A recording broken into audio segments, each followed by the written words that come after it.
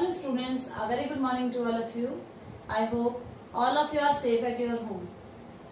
So students, हम अपने geography classes में हैं वो रिवीजन स्टार्ट कर चुके हैं and in today's class we are going to revise chapter 5 that is minerals and rocks. Okay, so minerals and rocks chapter है, ये आप 10th क्लास के एसएस में भी पढ़ चुके हैं. सो उसी से रिलेटेड है ये चैप्टर. सो एक बार ध्यान से सुनिएगा. Okay, our earth crust is made up of major elements. कुछ एलिमेंट से बनी है हमारी अर्थ क्रस्ट. मीन्स अगर हम 98% जो अर्थ क्रस्ट है वो कौन से एलिमेंट से बनी है? Oxygen, silicon, aluminium, iron, calcium, sodium, potassium, magnesium. इन 8 एलिमेंट से बनी है हमारी 98% अर्थ क्रस्ट. ओके, एंड इनके अलावा भी कुछ और एलिमेंट्स है that is titanium, hydrogen, phosphorus, manganese, sulphur, carbon and nickel. Okay, so ये तो कुछ ऐसे एलिमेंट है जिनसे हमारी अर्थ क्रस्ट का फॉर्मेशन हुआ है. Now question is that what is mineral? Minerals are natural occurring organic and inorganic substance. Organic and inorganic substance ऐसे substance जो naturally मिलते हैं. Okay, means ये man made नहीं है. And orderly atomic structure. इनका जो atomic structure है ये orderly होता है, मतलब एक order के साथ में जो atoms है वो fix होते हैं. Definite chemical composition and physical property. हर एक मिनरल की जो केमिकल या फिजिकल प्रॉपर्टी है वो डेफिनेट होती है, जिसके बेसिस पर हम उसको डिवाइड करते हैं कि इस मिनरल का नाम क्या है, क्योंकि सबकी केमिकल एंड फिजिकल प्रॉपर्टी क्या है? डिफरेंट. कंपोज्ड ऑफ 2 एलिमेंट्स और a single element. So minerals हैं वो 2 एलिमेंट्स या उससे ज्यादा एलिमेंट से बने हुए होते हैं, और कुछ मिनरल्स ऐसे भी होते हैं जो सिंगल एलिमेंट से बने हुए होते हैं. Okay, so these are the minerals. Now we will read the physical characteristics of minerals. Mineral की कुछ फिजिकल कैरेक्टरिस्टिक्स हैं. सो सबसे पहले आता है एक्सटर्नल क्रिस्टल फॉर्म. जो मिनरल्स हैं उनका फॉर्मेशन किस क्रिस्टल फॉर्म में हुआ है? Determined by the internal arrangement of molecules. मतलब क्रिस्टल कैसे बने हैं? जब उनके इंटरनल में जो मॉलिक्यूल्स हैं वो कैसे सेटअप हुए हैं, जो मॉलिक्यूल है उनका अरेंजमेंट है वही बनाता है कि क्रिस्टल कैसे बनेंगे मिनरल्स के. Okay, next one is cleavage. Tendency to break in given direction or producing relatively plain surface. So cleavage का पता तब चलता है जब मिनरल्स को हम ब्रेक करेंगे, किसी भी मिनरल को ब्रेक करेंगे और उसकी जो सरफेस है वो प्लेन सरफेस में जब टूटेगा, इस तरह से प्लेन सरफेस में जब वो टूट रहा है, that is called the cleavage. Third one is fracture.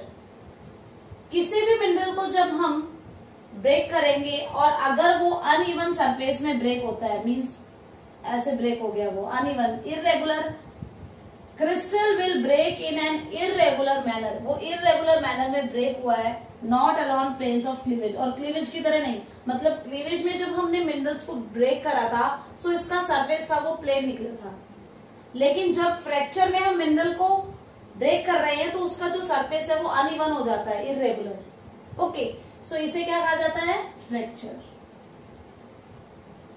Third characteristic is lustre.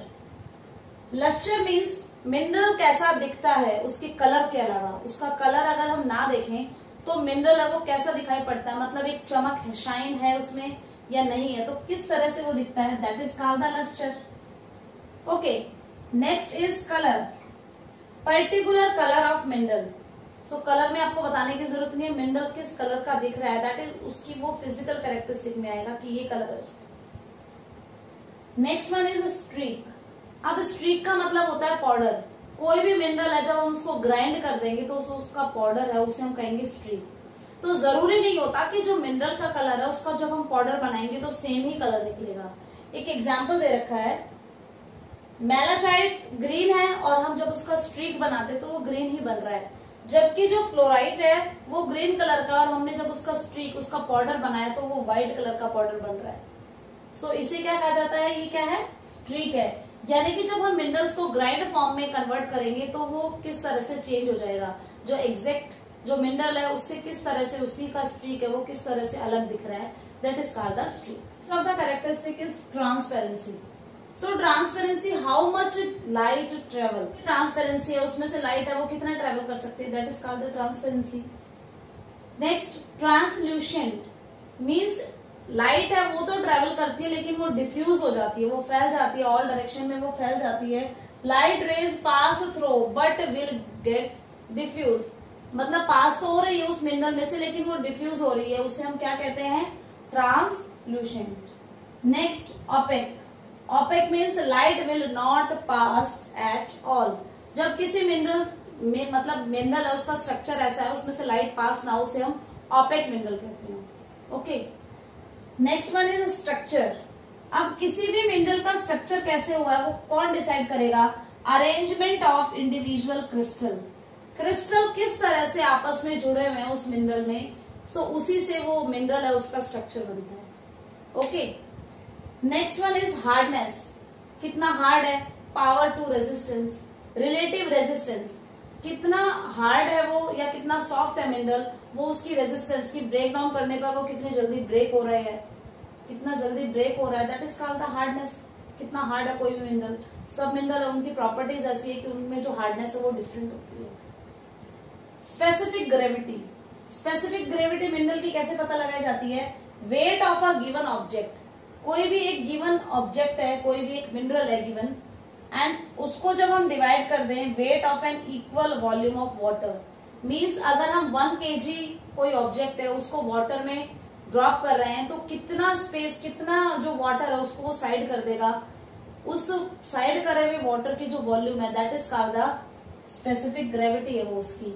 जब हमने एक ऑब्जेक्ट को पानी में डाला और जितना स्पेस वो ऑब्जेक्ट ले रहा है और जितने वाटर को वो पुश कर रहा है डिफरेंट डायरेक्शन में, that is called the specific gravity. So these are some of the physical characteristics of minerals. So अब हम देखते हैं क्लासिफिकेशन ऑफ मिनरल्स। मिनरल्स को हमने कैसे क्लासिफाई करा है? Classification of minerals. मिनरल्स को मेजरली हमने 2 पार्ट्स में डिवाइड करा है। First one is metallic and second one is non metallic. Metallic mineral and non metallic mineral. उसके बाद में हमने फर्दर क्लासिफाई करा है मेटालिक को furious and non ferrous, and third one is precious metals. Okay, furious metal, non ferrous and precious metal. Furious कौन से metal होते हैं? जिनमें आयरन कंटेंट होता है।